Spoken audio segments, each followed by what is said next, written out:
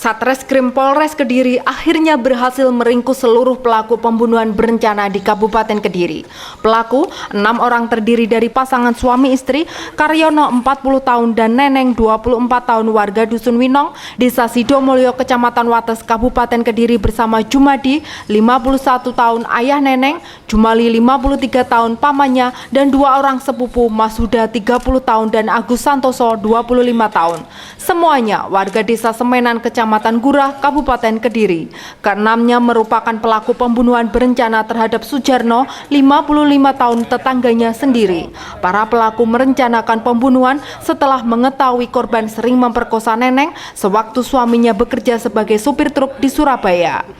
Pelaku kemudian mengatur siasat untuk melumpuhkan korban dengan berpura-pura meninggalkan istrinya di dalam rumah. Sekitar pukul 12:30 dini hari, korban masuk ke rumah pelaku melalui jendela kamar. Tetapi karena tidak mendapati Neneng, korban kemudian berniat keluar kembali melalui jendela yang sama. Namun pelaku Karyono dan Masuda yang sudah menunggu di luar rumah langsung memukul menggunakan besi dan sekop. Akibatnya, korban terluka parah di bagian kepalanya. Namun korban sempat kabur dan bersembunyi di dalam rumahnya yang berhadapan dengan rumah pelaku. Akhirnya korban ditemukan sudah tidak bernyawa saat pintu kamarnya didobrak.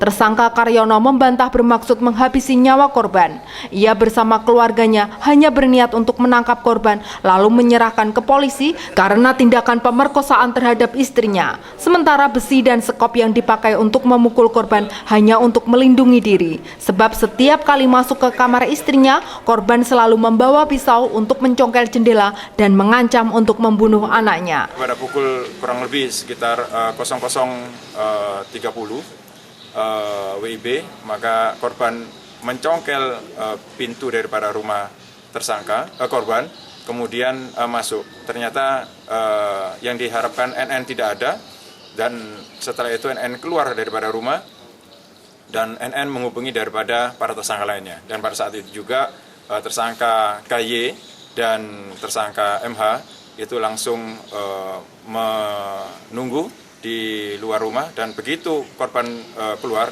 maka dipukul dengan menggunakan sebilah besi dan satu sekop.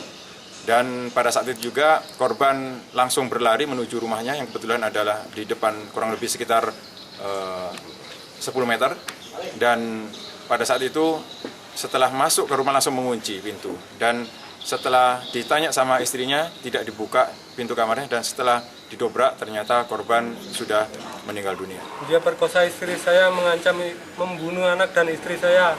Oh, terus sama siapa dengan itu membunuh itu? Saya dengan rekan-rekan yang di belakang, cuman saya yang kebetulan dapat besi, bahwa adanya besi, saya pentungkan Pak Jarno lewat jendela.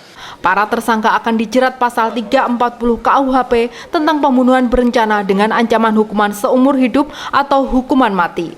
Dari Kediri, Tim Liputan Bayu TV melaporkan.